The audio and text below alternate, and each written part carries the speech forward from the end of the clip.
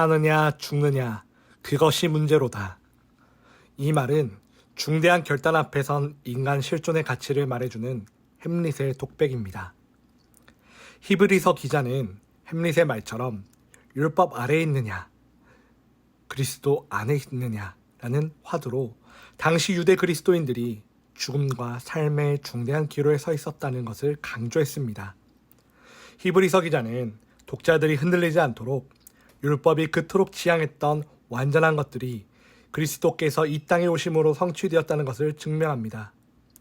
본문 1절과 2절에서 히브리서 기자는 율법은 장차 오는 좋은 것의 그림자일 뿐이며 참 형상이 아니라고 말합니다. 또 율법이 정한 제사는 온전하게 하는 능력이 없기 때문에 반복되었을 뿐이라고도 말합니다. 이제는 율법이 기다리고 지향하던 참 형상이신 그리스도를 누리며 살게 되었다는 겁니다. 이 진리를 깨닫지 못하고 여전히 그림자를 붙들고 살아가는 율법 아래에 있는 자들이 있었기 때문에 히브리서 기자는 그들을 설득했습니다. 믿음은 그리스도 안에 거하는 겁니다. 이어서 3절과 4절에서는 율법의 기능에 대해 히브리서 기자가 설명합니다. 율법이 정한 제사는 백성에게 죄를 기억하게 했습니다. 그러나 이것은 근본적인 해결책이 아닙니다. 그래서 하나님은 구약의 선지자들을 통해 죄를 대속할 하나님의 종에 대해 예언하신 겁니다. 죄를 기억하고 생각하는 것만으로는 우리가 온전해지지 못합니다. 그리스도의 보혈의 공로로 온전히 죄의 용서를 얻는 회개로 나아갈 때만 우리는 온전해질 수 있습니다. 계속해서 본문 5절에서 7절에서 히브리서 기자는 시편 40편을 인용해 말씀하고 있습니다. 하나님이 궁극적으로 원하셨던 것은 제사가 아니라 하나님의 뜻을 행하는 것이라고 역설합니다. 희생제물이 하나님의 기쁨이 될 수 없는 것은 그것을 드리는 자들이 하나님의 뜻을 거역하고 죄를 범했다고 고백하는 것이기 때문입니다. 다윗조차 하나님의 뜻을 온전하게 행하지 못했습니다. 그래서 히브리서 기자는 시편 40편을 1차적으로 다윗의 고백이지만 궁극적으로는 그리스도에 관한 것이라 소개한 겁니다.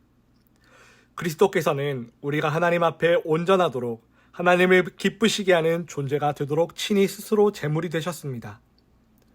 본문 8절과 9절에서 기자는 시편 40편을 해석하며 둘째 것을 세우기 위해 첫째 것을 폐하셨다라고 말합니다. 곧 하나님이 예수 그리스도의 대속 사역을 위해 율법이 정한 제사를 폐하셨다는 의미입니다. 그리스도께서는 하나님의 뜻을 이루시기 위한 영원한 속죄 제물로 오셔서 철저히 순종하는 삶을 사셨습니다. 하나님이 우리에게 원하시는 것도 단순히 희생 자체가 아니라 하나님의 뜻에 대한 순종입니다. 본문 마지막 단락인 10절에서는 그리스도께서 자기 몸을 단번에 드림으로 우리를 거룩하게 하셨다고 말합니다. 십자가 위에서 자기 몸을 제물로 드리신 그리스도의 제사는 구약의 제사장들이 해마다 반복해 드리던 제사의 완성입니다. 이제는 어떠한 종류의 희생제사도 필요하지 않습니다. 예수 그리스도를 통해 모든 사람이 죄로부터 해방되었기 때문입니다. 우리가 거룩하신 하나님과 교제할 수 있다는 사실은 우리가 거룩한 길에 들어섰다는 것을 의미합니다. 이것은 예수 그리스도의 완전한 제사로 성취된 놀라운 은혜입니다. 오늘날 종교적 관습과 규범은 그림자에 불과합니다. 그것들은 죄를 해결할 능력이 없을 뿐만 아니라 거룩함을 이룰 수도 없습니다. 종교적 허상을 좇는 어리석음을 버리고 믿음의 실상을 바라보며 순종하며 살아가는 우리 청포동교회 성도님들 다 되시기를 주님의 이름으로 간절히 축원합니다. 함께 기도드리겠습니다. 하나님 아버지, 오늘도 귀한 말씀으로 하루를 시작하게 하시니 감사합니다. 예수 그리스도께서 이 땅에 오심으로 율법이 완성되었다는 사실을 깨닫습니다. 그림자에 불과한 종교적 관습과 규범에 얽매이는 신앙이 아니라 믿음의 실상이신 예수 그리스도를 본받고 주님의 말씀대로 순종하며 살아가는 귀하고 복된 우리 청파동교회 성도들 다 되게 하여 주옵소서. 거룩하신 예수님의 이름으로 기도드리옵나이다. 아멘.